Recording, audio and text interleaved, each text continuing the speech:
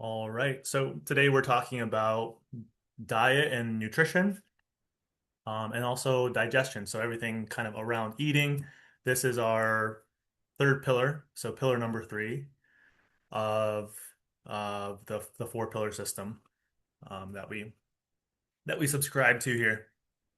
So really, when I think about nutrition and our gastrointestinal tract, it's really I like to simplify it into what, when, and how.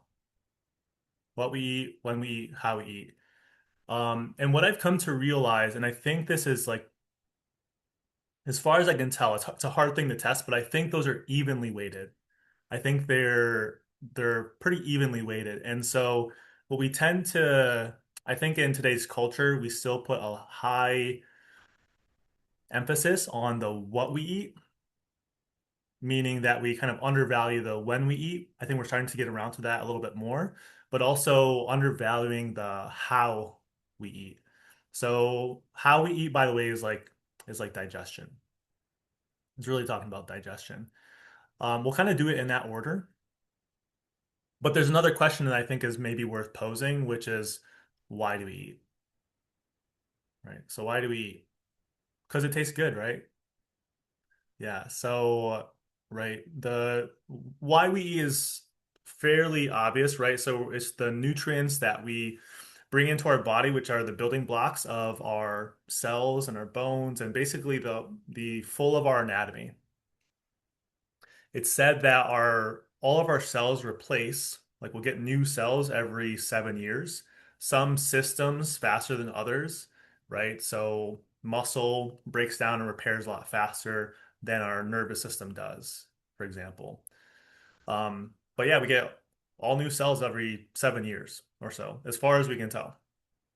Um, so the stuff that we consume, of course, then becomes our body, becomes the soma. In addition to that, what we eat also interacts with our gut microbiome. So our little gut buddies are also chewing on, eating on some of the debris that we eat. So there's more to the why we eat, but let's keep it really simple for today. Um, let's get into the what we eat. So the what we eat is mostly two categories. So it's the macronutrients and the micronutrients. Macronutrients and micronutrients. The macronutrients are what? There's three things: proteins, carbohydrates, and lipids, aka fats. So protein is at its foundation is amino acids. So I think that terminology kind of gets like a little bit muddy for some people. They're like, I'm doing branched chain amino acids, BCAAs as part of my supplementation, or protein this, protein that. It's like, if you walk down a Whole Foods or a Sprouts in some of these stores, like proteins and everything. Proteins and everything. So what is protein? So protein we really want to think about as our building blocks, right? So I think most commonly we're thinking about protein as how we build muscle. But there's so much more to that, right? There's so much more to what proteins do. So, in a really simple way, we could think about protein as also these like little movers, like they're like little um, signaling molecules that will kind of create certain processes in the body. So they're in and around all cells within the human body. Like, yes, muscle mass, sure, because we need a big heap to produce the muscle size and repair the muscle. Um, but really, we want to think about it as this building block. Recently, in the past year or so, maybe it's been a little bit longer now, but the recommended dose around protein did change and it bumped everybody up. It bumped everybody up. The old equation was a little bit confusing because it was in kilograms, but now it's a little bit easier. It's in pounds. So the recommended dose, this is for most people, most people is zero point 0.7 to 1.0 grams of protein per pound of body weight per day, right? So for easy math, let's say I weigh 150 pounds. Um, if I'm really active, I would want to get closer to the 1.0. So that would put me at around 150 grams of protein per day, as an example. If we are less active, right, which could just be like the the daily activity, could be kind of like my weekly volume. If it's lower, I might shift down closer to zero point 0.7, right? And then I don't have a calculator on me, but um, we could do the math on that pretty easily.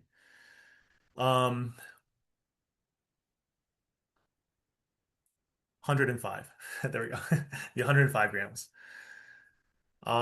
Now, for those who are extremely active, so let's kind of put that at like 5 intense workouts per week, something in that range, then we're looking closer to like 1.2 grams of protein per pound of body weight per day.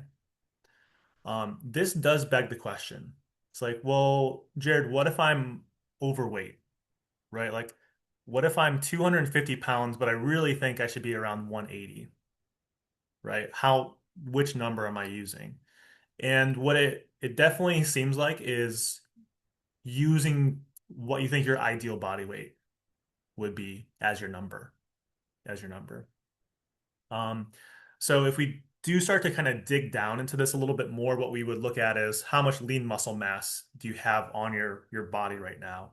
And so there's, various ways to calculate this, lean muscle body mass and body fat, um, volume and percentage.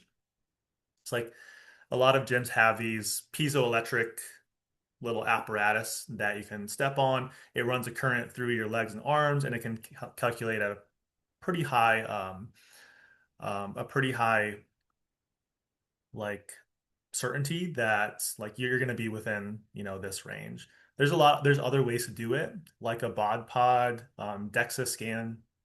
Some of these things can calculate that, but those ones that you step on the plates and hold on to the handles are cheaper. They're more readily available. So we can definitely use that. Each of those tests, whatever one that you use, there's some variability between the one that the method that you use. So what we usually recommend is like just using the same one, right? So we're just looking for like change over time, really, as opposed to like absolute value is less important. So it's kind of like if you step on your scale at home and it tells you like, well, I step on my scale at home and I'm like 150 pounds even.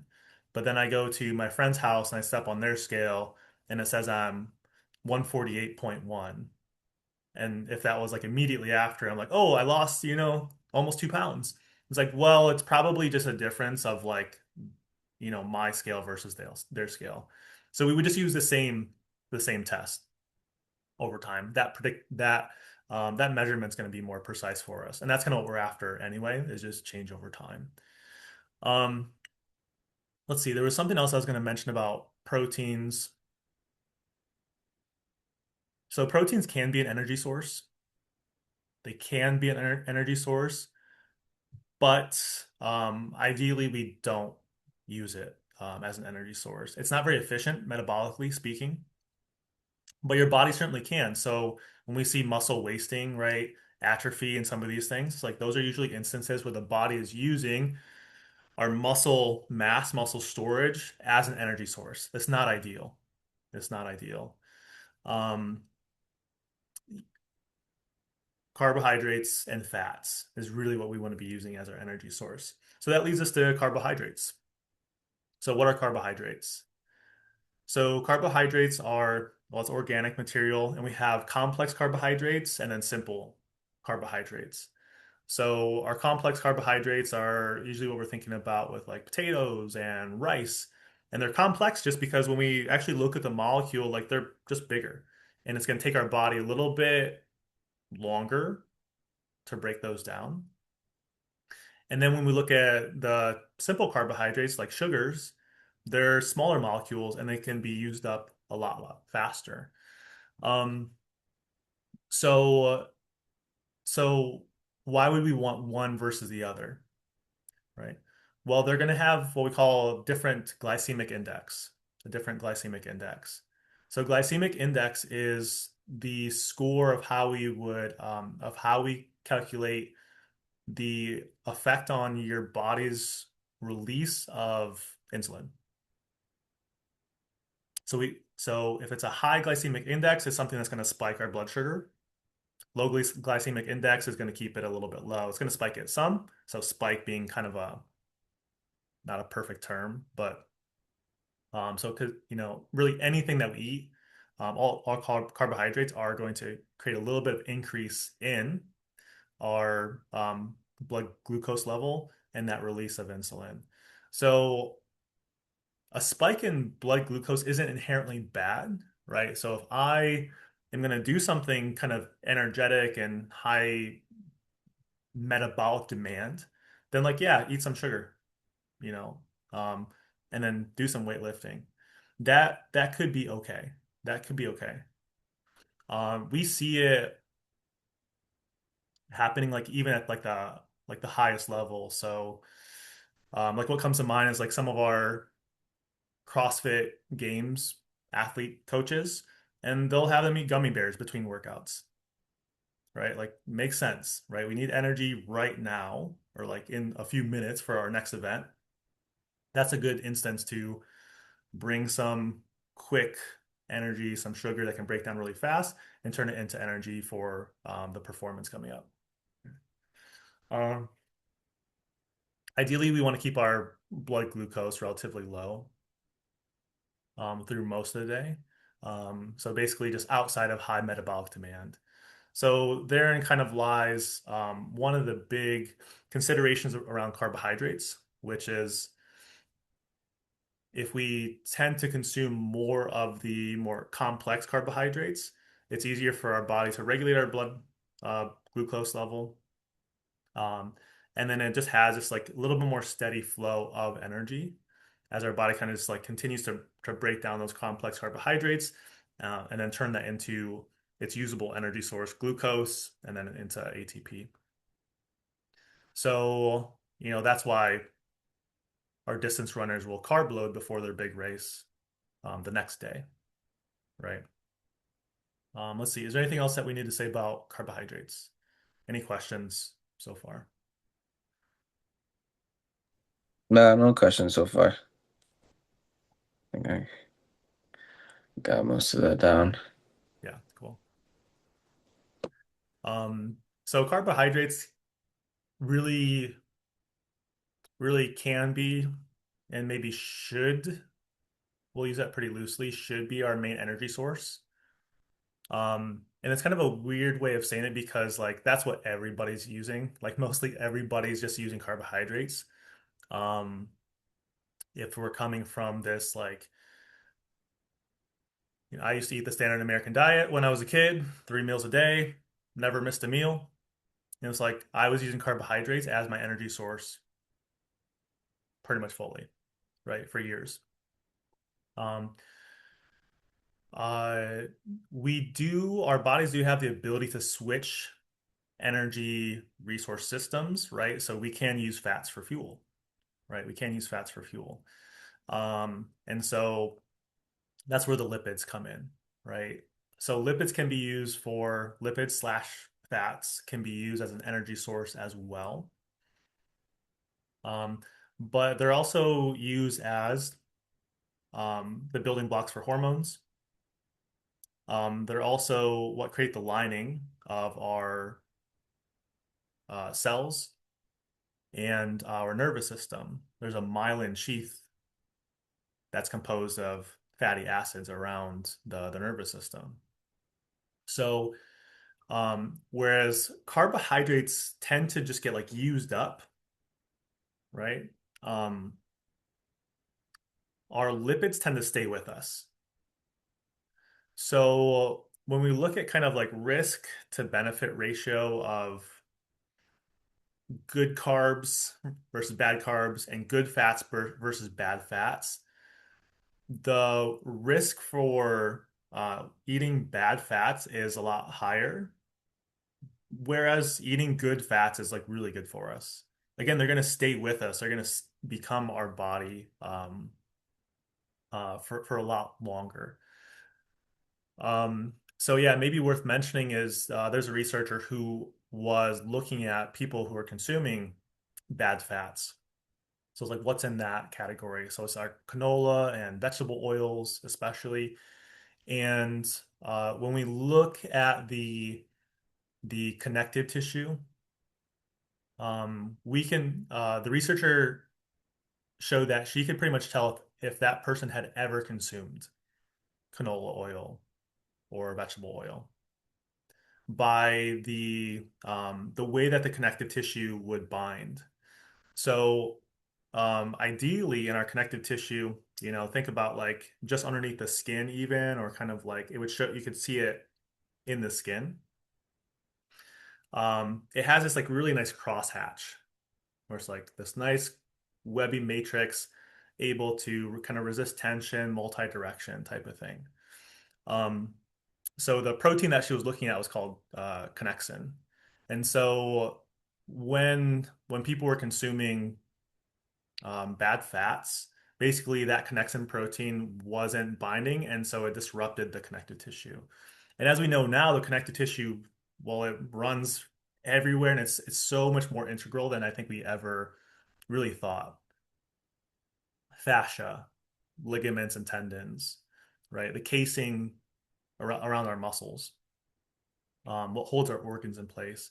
So it's like, yeah, we saw it at the skin level. Might also point to um, certain skin changes like um,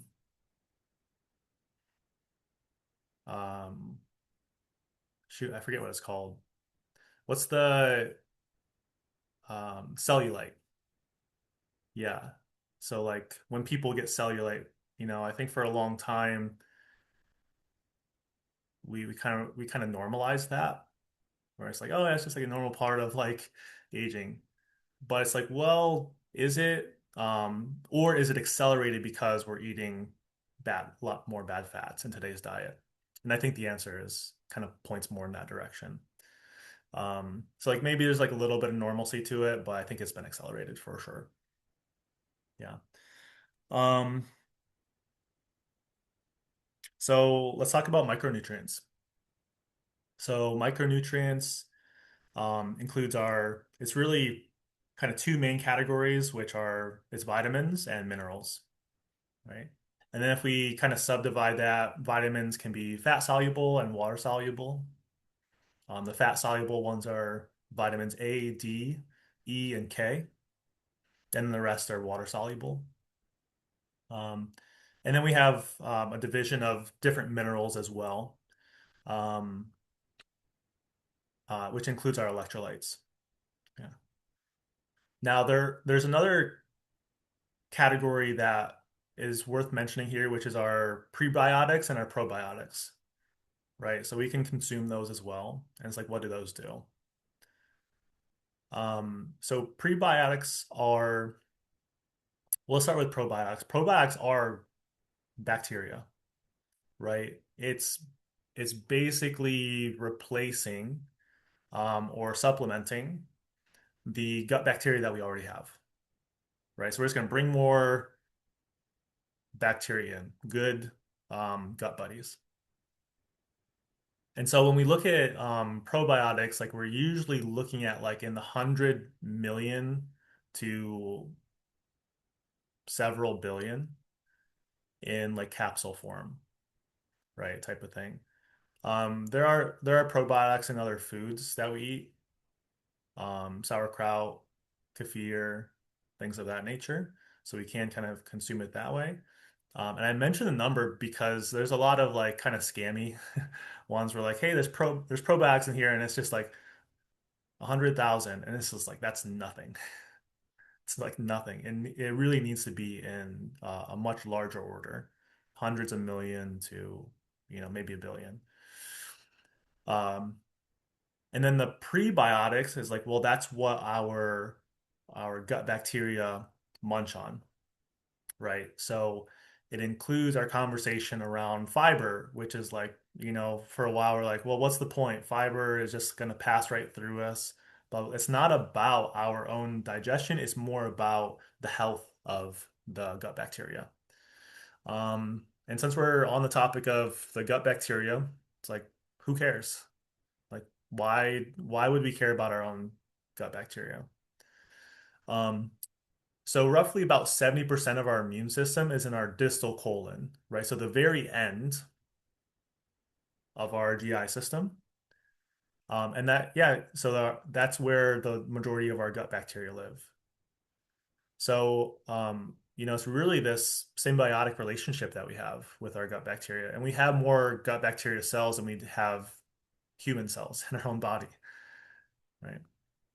I forget the number exactly, but it's in the order of trillions of gut bacteria. And so yeah, we're basically just like creating an environment for them to thrive. When we don't feed, when we don't eat prebiotics, we don't give them nutrients to eat. What they start to do is that they'll eat the lining of the the colon, the internal lining of the colon. And so that then leads to like it literally starts to break little barriers in there. And so that's what creates leaky gut syndrome, right? So then we'll start to have some of this, some of the other stuff that we're passing through us will start to leak through that barrier and then reach the opposite side of the GI tract. Not good. Leads to a lot of inflammation, right? Leads to a lot of inflammation. Usually doesn't feel very good. But the good news is it can heal. It can heal. So we continue to give our gut microbiome um, the the prebiotics that it needs. Like it'll start to recover. It's super complex. Again, there's so many gut micro uh, microbiome bacteria that it's really hard for us to calculate. I think we're maybe now at the point where we have the resources, the science and computational technology to make sense of what's happening in the gut bacteria. Um, yeah, it's really complicated. I've heard it described like if you have X and Y bacteria in the gut microbiome, so there's way more than two, but just for the sake of our example. So you have like X and Y bacteria, and then you take a probiotic that has A and B, like what sometimes gets left over, like when you do a stool sample, is like, oh, now you have Y and Z available, like shows up. You're like, what the heck? It doesn't make intuitive sense, but the good news is like we don't have to overcomplicate it. Um, where do we get our prebiotics? So like those are our leafy greens, it's our vegetables and in our fruit, and that's what our gut buddies enjoy is real food, right? Whole foods. Yeah. Um, so yeah, that pretty much that's how I like to think about the what we eat. I'll pause there. Any questions about the what we eat? No, no questions about what we eat. Um, Not that I can think of right now. Um, but I will have a question about timing later a little Okay. bit. Timing of combining like certain supplements because things I've been reading. Yeah. Um, or yeah, because we're just sticking to like whole food kind of things right now, right? Like, Yeah. you know, so I think um um or just one quick one. I'm trying to think of like there's an oil that's high in omega-3s, but it's not fish oil. It's like made from what is it? Flaxseed oil or something like that. I'm trying Mhm. to think. I guess that would be good to consume compared to Well, definitely compared to like what you said, castor oil, not castor oil. Yeah. Definitely not castor Yeah, motor oil. oil was what I said. Yeah, Uh, snake oil. no, canola oil. Yeah, Canola. canola oil. Shoot. Yeah. But yeah, I was Yeah. trying to think. Or like olive oil.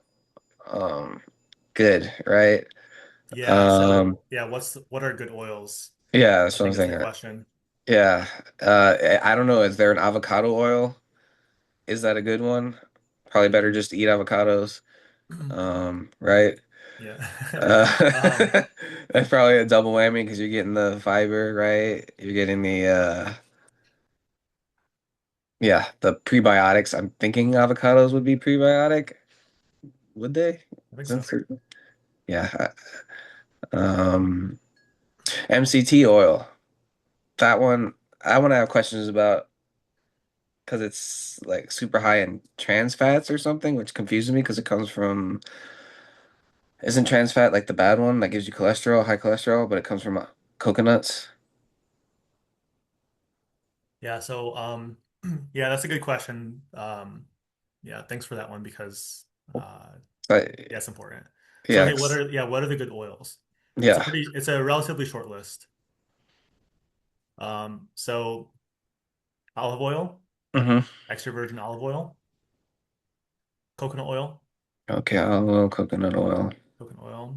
which is often where they'll derive MCT oil, medium Uh, chain triglycerides, Okay, avocado oil, okay. grass-fed butter, Grass-fed butter.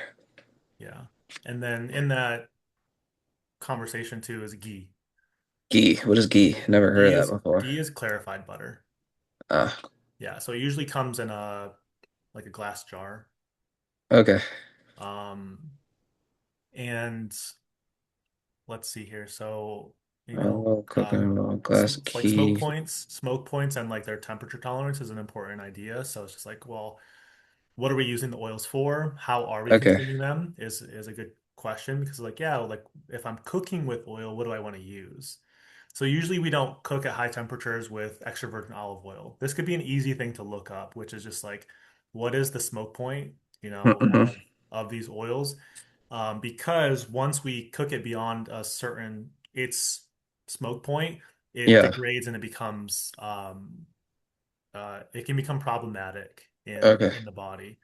So yeah, usually like when we think about like higher smoke points, grass-fed butter, ghee, coconut oil is a little bit higher. Avocado oil is a little bit higher too. Okay. Yeah. Whereas extra virgin olive oil more is kind of like either a finishing oil if you wanted to dress your food after you've cooked it, Mhm. also as a salad dressing, like that type of thing. Yeah. Um, so there are those are the five that I find to be the most reliable, the most reliable in terms of like we can confidently say that those are good oils. Other ones kind of in the conversation. So you mentioned like flaxseed.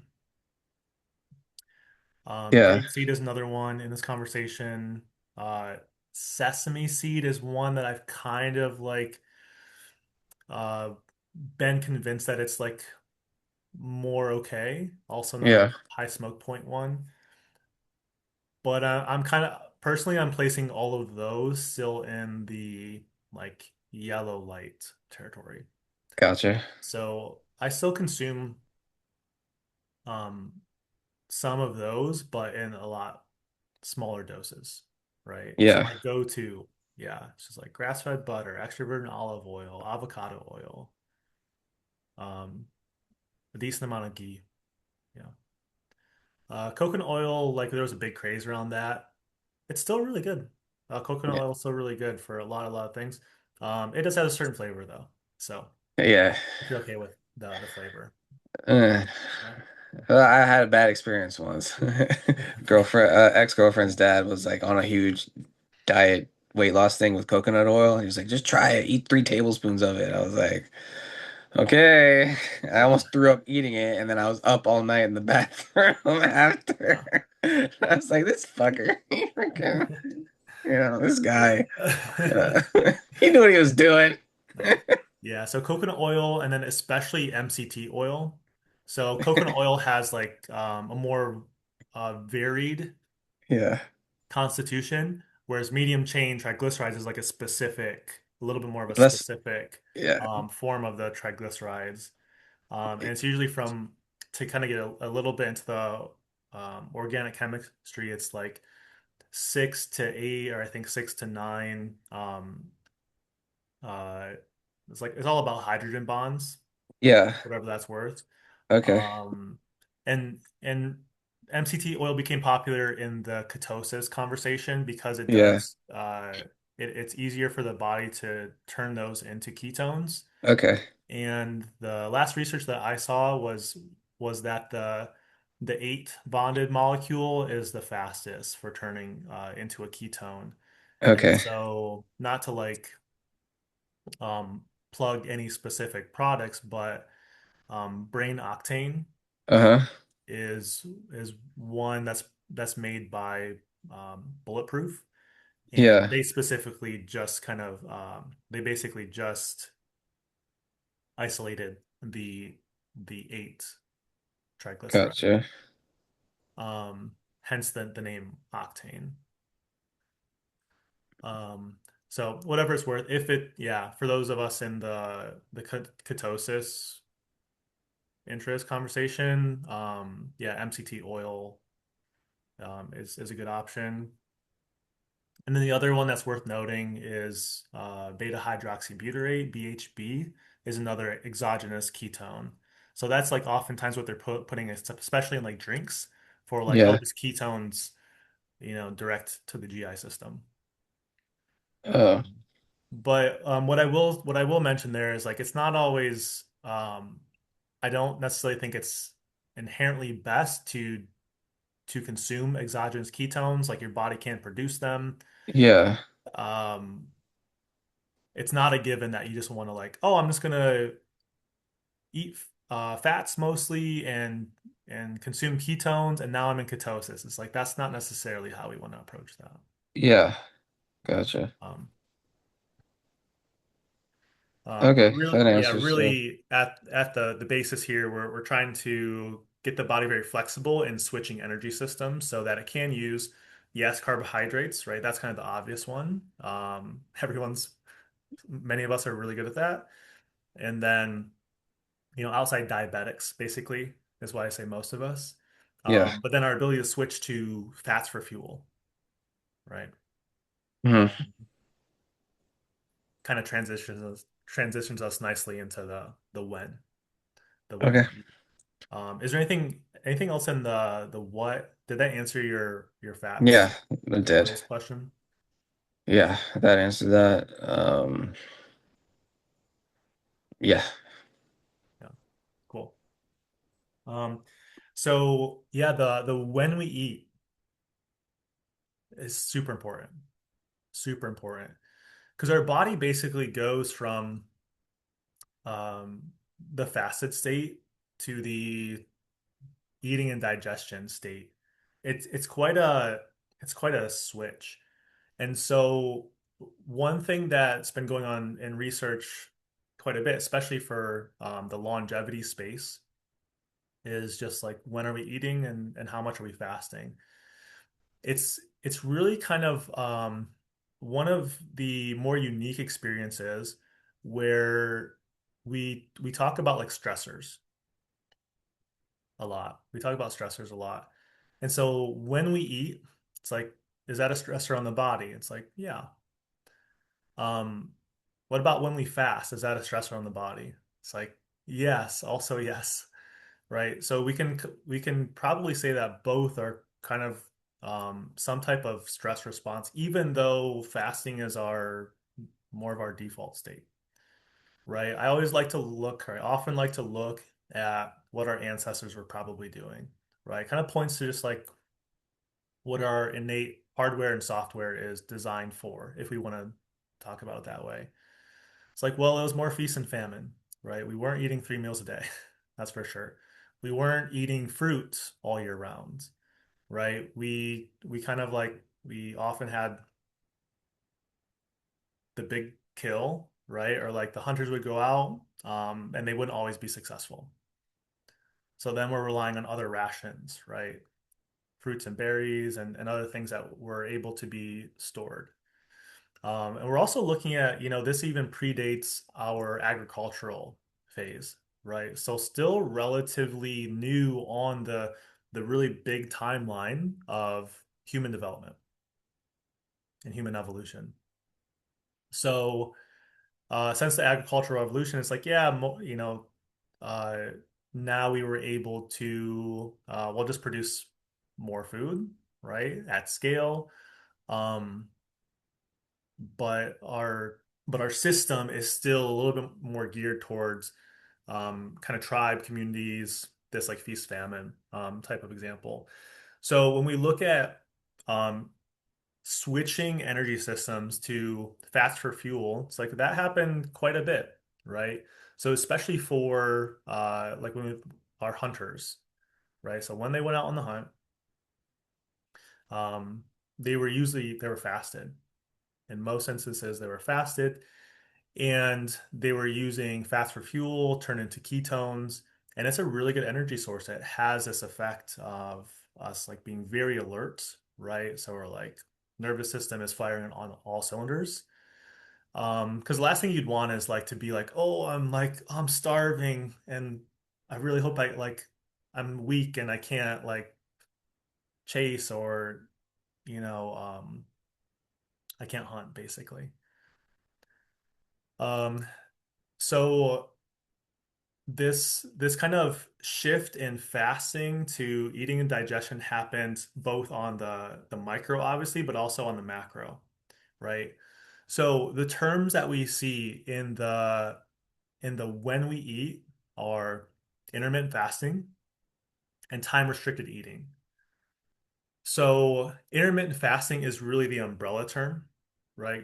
That's the one that kind of gets thrown around a lot, and people kind of will tend to mean different things when they say that. So intermittent fasting could look like eating for 5 days and then fasting for 2 days. 5 days again, 2 days again. Um, it could also look like I skip breakfast, intermittent fasting. So when we look at the research, the term that they use for the eating windows is time restricted eating. So there's like eating windows, which might be, you know, from the first time that you have a bolus of nutrition, your first meal of the day or snack or whatever it is, and then the from the time that you finish eating, maybe 10 hours, right? Or 8 hours, and then so that would be, a larger fasting window, larger fasting window. So, like, why is that important? Like, what does it matter, right? Because if I eat 2,000 calories, but it takes me 14 hours versus the same amount of calories in 8 hours. It's like, well, what happens? What happens? Well, we need to look at like what happens in a fasted state. What happens in a fasted state? It's like our body's literally shifting into a different mode of operations. So when we're in a fasted state, it gives our body an opportunity to prioritize other processes in the body. It's like it doesn't have to do the digestion thing. So our energy, our kind of bandwidth and blood flow has a certain capacity. So if it prioritizes one thing, it's going to deprioritize something else. So if it's prioritizing muscle repair, it's going to deprioritize digestion, for example, and vice versa. One really important part of the fasting experience is the body's doing this like cleanup type of thing. So um, cells, when they start to run their course, they can kind of end up in this senescent cell state. And senescent cells basically just mean that they're not active, they're not contributing to anything. They're kind of on their way out. Ideally, those cells go through autophagy. So autophagy is programmed cell death, and they kind of break or dissolve or whatever, turn into its component parts, and then the white blood cells and macrophages come in Pac-Man style, eat those up, and then they get recycled. Normal process.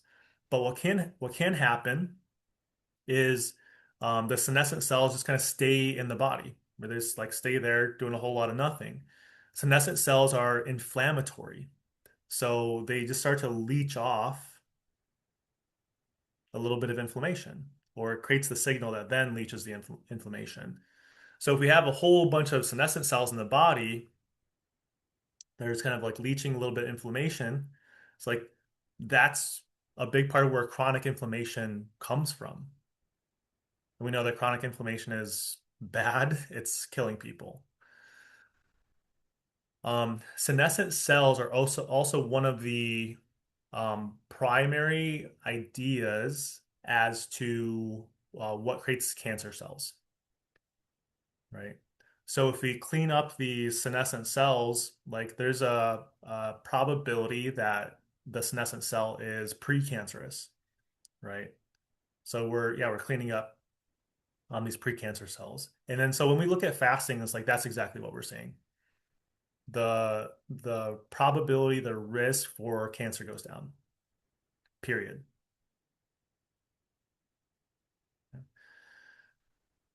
This is really the time restricted eating is very much in the longevity conversation. It's in the longevity conversation.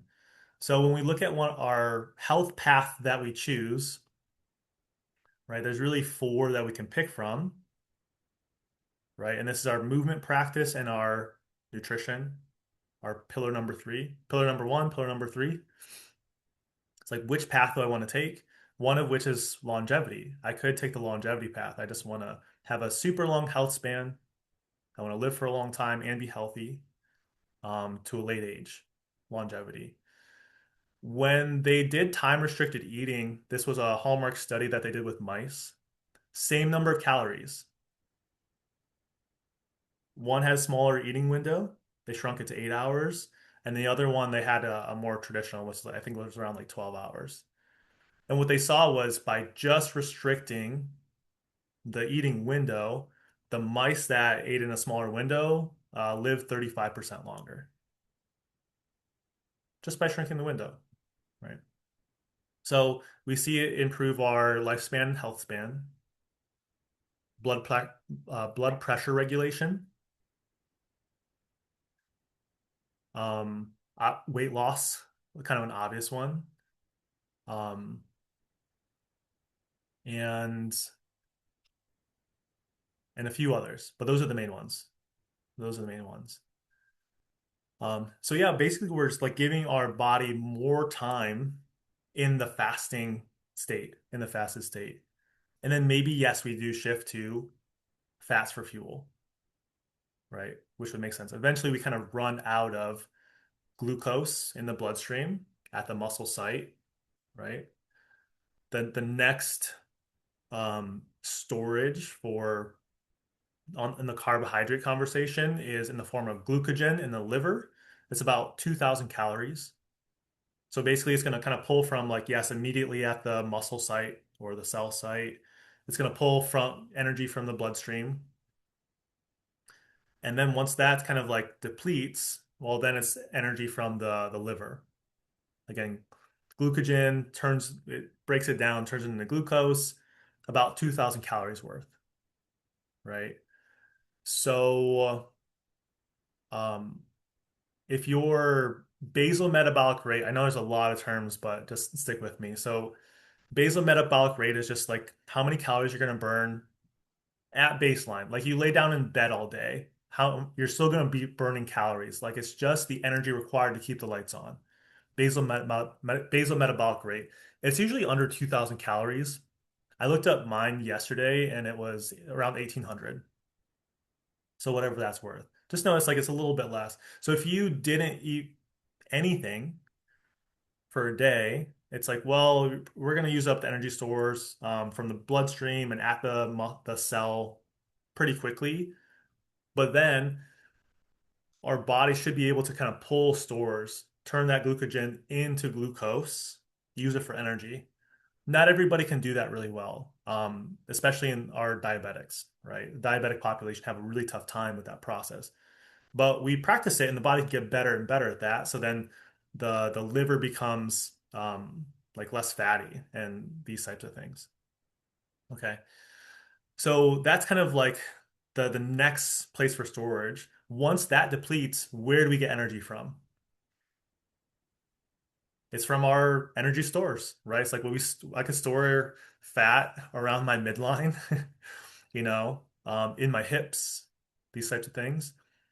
It could also be like we talked about earlier, it could be in the muscle, right? It's like, oh, maybe the body's like, oh, we're not using that muscle. I'm just laying in bed. Let's just use that. So it could decide to pull from there, right? Um, but we can train our body to adapt to pulling from our fat stores, right? So kind of coming back to the ketosis conversation, if we can shift to this like fasted fat for fuel state, it's going to start to mobilize our fat stores from places that we want to get rid of it anyway, right? Um, so that would be ideal. That's kind of gives us, I think, a general sense of like how long we would need to fast before we have to use some energy source from visceral adipose tissue or from muscle, right? And it's not always a hard cutoff, but I think it kind of gives us an idea of like, timelines here. So time restricted eating is what we call just like eating windows throughout the day. And then intermittent fasting can can become a little bit more lined up with what we're talking about when we're doing like full day fasts, when we're looking at the week, right? Especially if we kind of do it in this like repeated cycle. And something that I've mentioned a lot is like if we do look at just like as a waveform, we don't have to be necessarily beholden to like we always do it this way. Like we can do it for a season. We could do these types of cycles for a month and then come back and carb reload. The body really likes that, the shifting between these two states, both the fasting and the eating state, as well as the carbohydrate for fuel and fats for fuel state. Yeah. Um, yeah, I'll pause there. That's most of the when we eat. Yeah, any questions? No, I got it. I understand it. Okay. Cool. So let's talk about the how we eat. Hmm. It's kind of a funny question. Like at first it really seems funny. Like how we eat. It's like, well, I use my mouth. I have a plate. Sometimes I use my hand on my with my burger. But the how we eat is really talking about the digestion process, right? So our gastrointestinal tract is from our mouth to our anus. And along the way, there's obviously different processes happening, right? So what happens in the mouth and what happens in the stomach are very different processes. So one, we can think about our GI tract as like a little bit of this assembly line. Like what happens here, what happens at the next step, what happens at the next step. So at the mouth, what happens? There's basically like two processes along the whole way. There's mechanical and then there's chemical, right? So we can kind of divide it like that. So the mouth, of course, is the mechanical breaking down of the food bits, right? Um, it's worth mentioning, like it's worth, I believe, like bringing some attention to that. It's like how many times do you chew your food before you swallow, right? Because if the large majority of our mechanical digestion happens at the mouth, we can kind of overload the rest of the system because it's not necessarily designed to do a lot of the mechanical digestion, right? So it's like we chew our food. There's a small amount of chemical digestion that happens in the mouth. We have some enzymes produced in our saliva, but it's mostly mechanical, right? Um, so yeah, spending some time chewing our food is really the emphasis here. Uh, as it then goes down the esophagus, it of course makes its way to the stomach, chemical, right? Stomach acid. Um, and then from there, as it passes now into the small intestine, we have kind of the station for the liver to squirt some enzymes and the spleen to squirt some enzymes. Um, so it's more chemical as well. But kind of in a different way, right? So we're thinking about the liver producing bile to help us break down fats and things of this nature. Luckily for humans, like we have a very long tract, right? Like if we compare that to like dogs, for example, it's like theirs is relatively short. Um, and it gives our digestive system, some time for it to process as it makes its way through the small intestine, and then same thing into the large intestine, right? Um, so mostly mechanical, and then we can just think about like chemical the rest of the way. And then small intestine and then large intestine, that's absorption. So now it's really in the body, whatever it's pulling from this bolus of foodstuffs. It's like that's the real term. Like bolus of foodstuffs. It just means like a little ball, like I picture a ball of just like the amalgamation of what we just consumed. And it's making its way down, and the body just kind of starts to like, pulls it, kind of seeps now into our body, and then it gets used for various things. Um, so because it's this um, digestive pathway, we also want to use gravity to assist the process, right? So as much as we can, we want each station to only have to focus on what it needs to focus on, right? So we want to help it along as much as possible. Again, kind of this assembly line idea. So if we chew our food really well, it's like now the stomach doesn't have to do like it's just easier for it to break it down, right? And it's easier to absorb in the next step.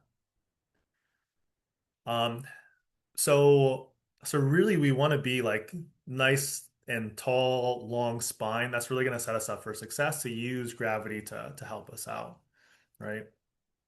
Now, in addition to that, so here's where breathing really becomes a big part of the digestion process is the mechanical nature of our breathing and then our metabolic part of our aspect of our breathing. So the mechanical portion is like, well, when I belly breathe, I'm literally doing the pressure change thing, and that's going to help to move fluid, move that bolus of foodstuffs through the body. Um, the diaphragm has three holes in it, and one of which is for the esophagus.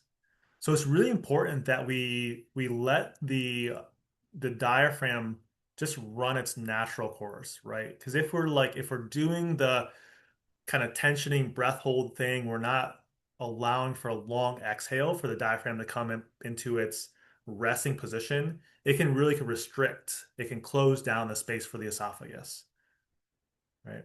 And then in addition to that, right, the diaphragm is going to move about 10 centimeters on every breath. So it's like 2 inches up and down. And that's going to really create this like oscillation for the whole gut.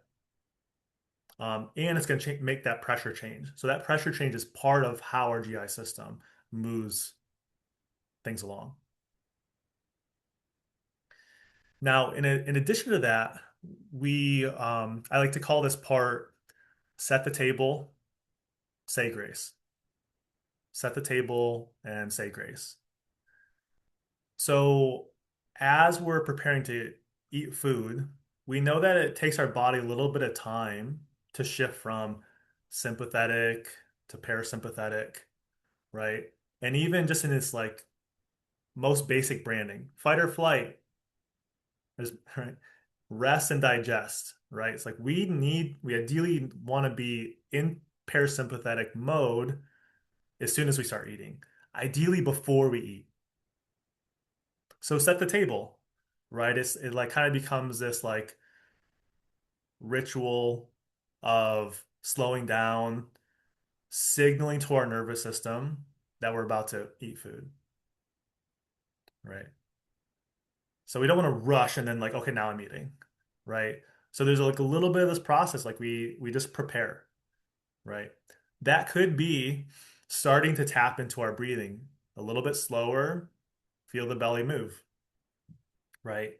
That literally is going to bring energy into the gut, right? Energy we kind of talk about loosely, but we can even just look at like, hey, where's the blood flow?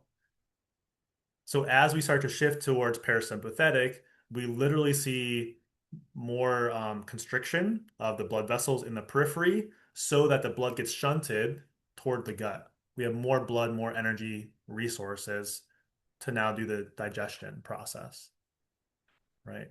So yes, ideally we're already there. By the time that we start to eat, like we're very much in parasympathetic mode. And then saying grace. It's more of the same, more of the same. So, yes, with prayer, but also like it kind of just means like what happens when we say grace? Like, well, for the person who's saying grace, it's like this talking slow, right? It's gratitude. We're usually saying, thank you for the food or like something like this. Um, but like the rate of speech, like the slowing down, should often correspond with like this parasympathetic system. So it helps us to just kind of shift into that mode now using words and our thoughts, right? So whether we say grace out loud or whether we just say it in our head, right? Thank you for the food, right? Um, and then the spoken part I think is really interesting too. So if we so some people will will do a individual led prayer, and some people will do like we all kind of recite the same prayer or something like that. We all say grace together. Um, these like long exhales,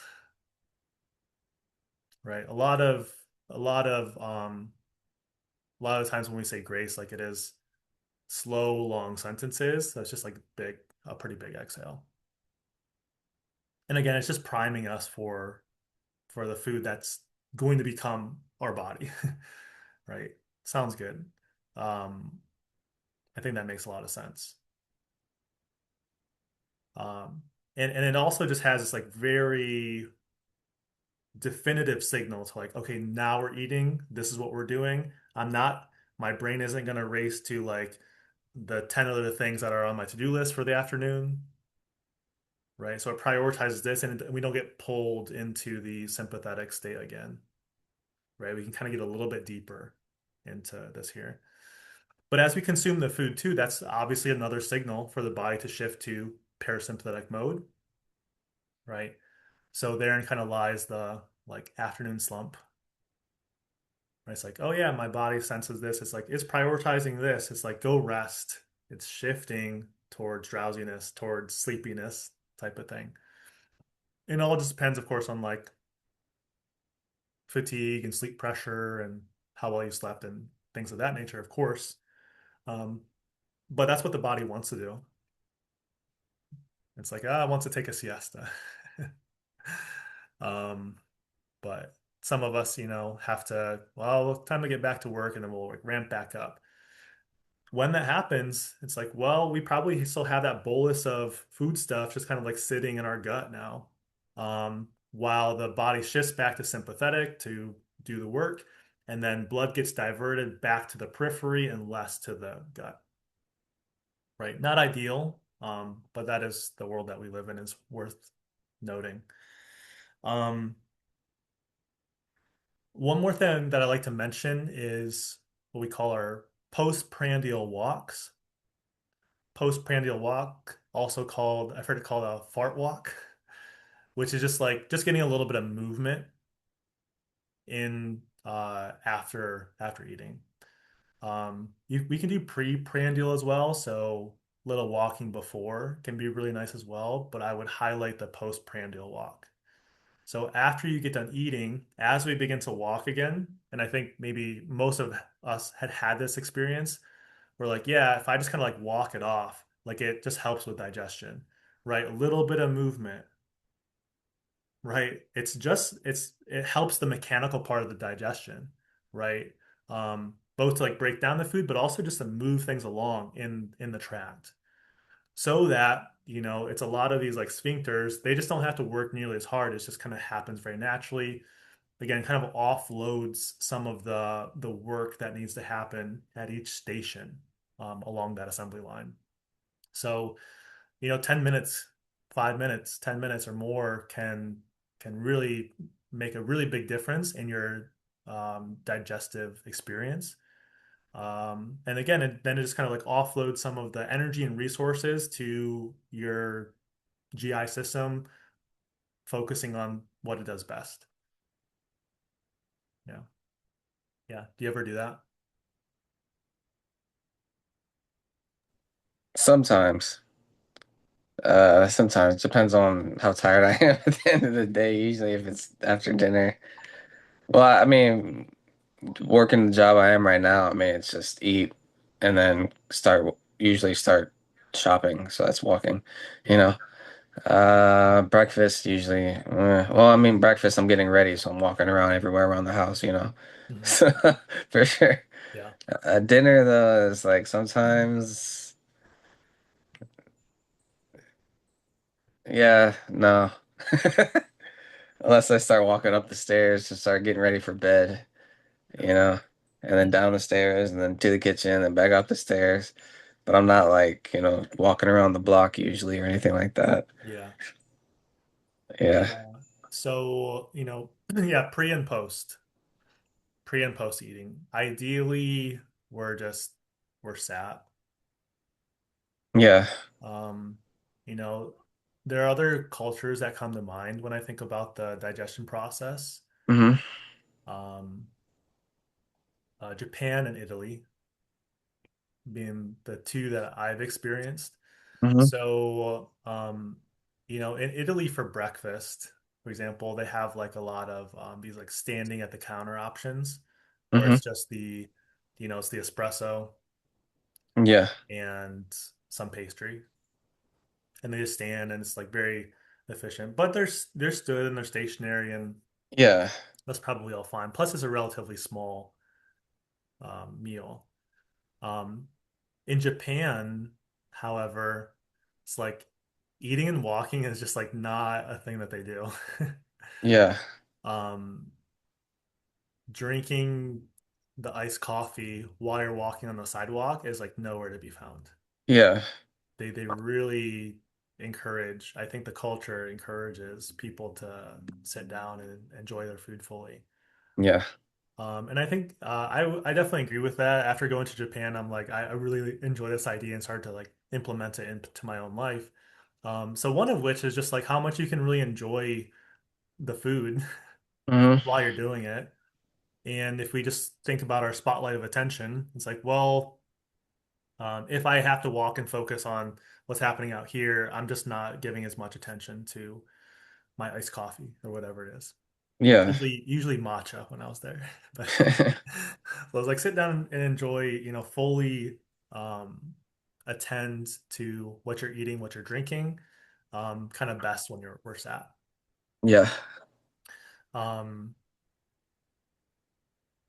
and then the postprandial walk, so after you've left the table, like does kind of shift us to like sometimes we call it like zone one, right? Like Hmm. heart rate does get up a little bit, but we can have this mechanical change. Like, yes, our body does have to start to prioritize a little bit of blood flow to the legs, Yeah. especially, but it's pretty nominal. Like, it's a pretty good trade-off. Hmm. So it's like we get all of that movement, heart rate does get up a little bit.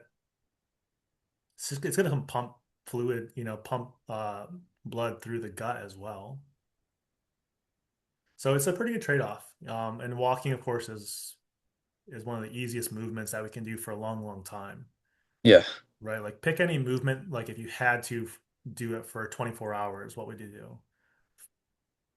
Yeah. You know, it's like Walk. walking's probably like Yeah. it's up there for me, you know?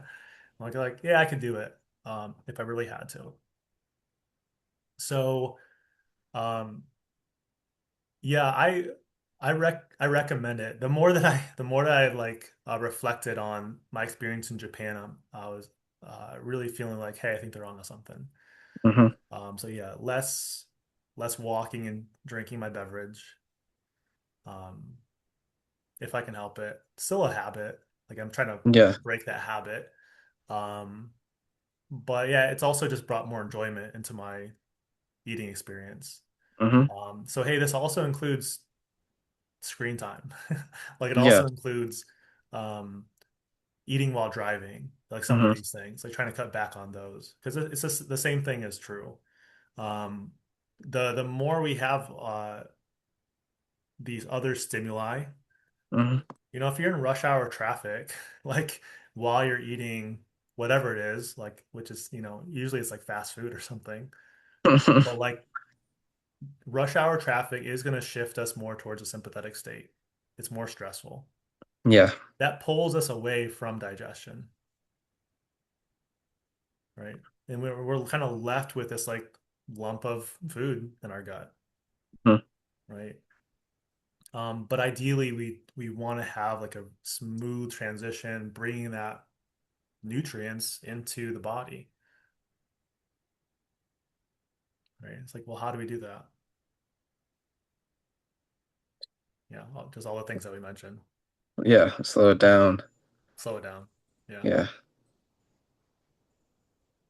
yeah. So again, if these are evenly weighted, which I think they are, you know, each one is relatively close to the other. What, when, and how.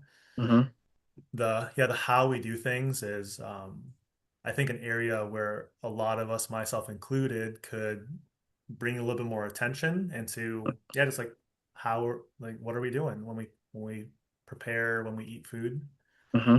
um, so that we can reduce our risk for the downside of the stuff that we're eating, Hmm. right? The GI upset, the metabolic issues, uh, the just packing the fat onto our bellies, you know, like all of Yeah. those things. And those are, you know, some of like the visible stuff, obviously, but also all the stuff that we don't see, like outside of blood draws and lab Hmm. testing like that. It's like, yeah, if it's as important as the what we eat, which maybe I'll change my tune on in the future when we learn more, but as far Yeah. as I can tell, like it really seems that way. Yeah. Right. We know that two people can eat the same food and have two very different outcomes. Right. It's like, well, why is that? Is it genetics? Is it epigenetics? Is it the how we eat? It's like, Hmm. you know, maybe it's a little bit of all of that. So yes, we're dealt the cards that we're dealt, but we have direct access to our metabolism through the breath and these other habits that we're doing. So we can definitely shift it and influence it into the direction that's going to be preferable for us. Hmm. You know. Also, I think we just like tend to not overeat as much. Right? If Yeah. I'm focused on all these other things, like what I'm not paying attention to is my interoception, the sensation of my gut when it tells Hmm. me that, like, oh yeah, um, oh, it doesn't like this food, or I'm full, or I'm Yeah. satiated, right? Speaking of the Japanese culture and eating, they have a term for eating to it's like 70 to 80% full. I think it's 70%. It's called Yeah. hara hachibu. Hmm. Yeah, so hara hachibu is their practice of eating to like satiation, basically, right? It's like don't eat until you're full. Hmm. Like, can we be content with it?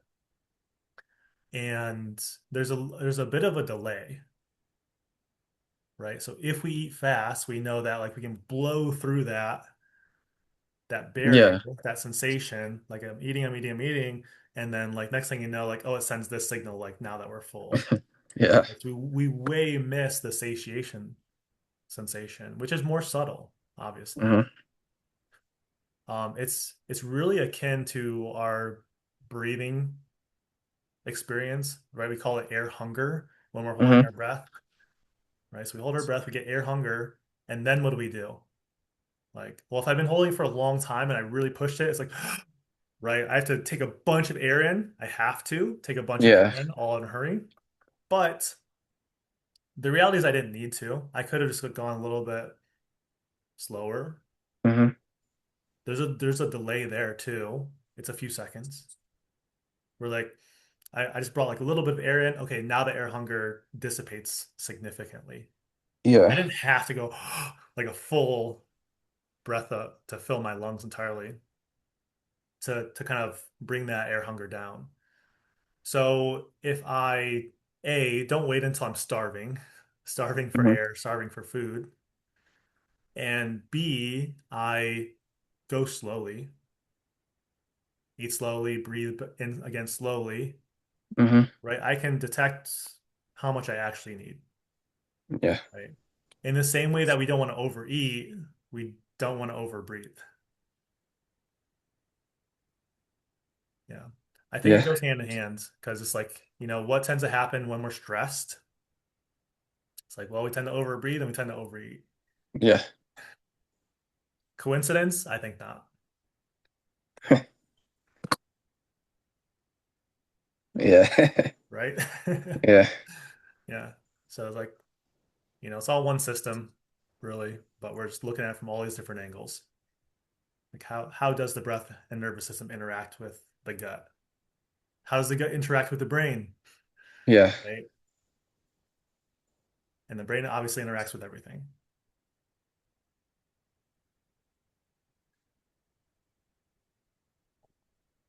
Very true. Yeah.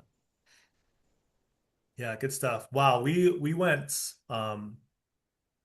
I rambled quite a bit there. We went a little bit longer, I think, on this one than I was expecting, but I'm glad we did it. Yeah. Yeah. Me too. Let's see. 240 doctor.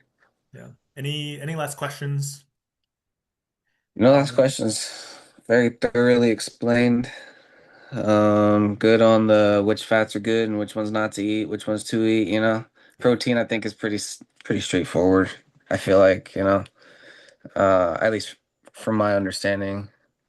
Whey protein, lean meats mostly, right? Stuff like Hmm. that. But probably want to stick to lean meats and fish and eggs more than supplementing it. Yeah, I think good job. Thank you. Thank you. Yeah, I appreciate that. Yeah, I hope this helps. And for anybody watching the recording too, I hope they if you stuck around this far, like I really hope it helps you. Yeah, yeah. Because this is it's honestly transformed the the way that I've thought about, the way that I approach my nutrition, and it feels pretty easy. Like it's really taken a lot of the confusion, the messiness, the angst that I used to have around nutrition, Mhm. my biohacking era that I was in, where I was like, oh, all these like little things, and let's get the blood tests and let's track everything.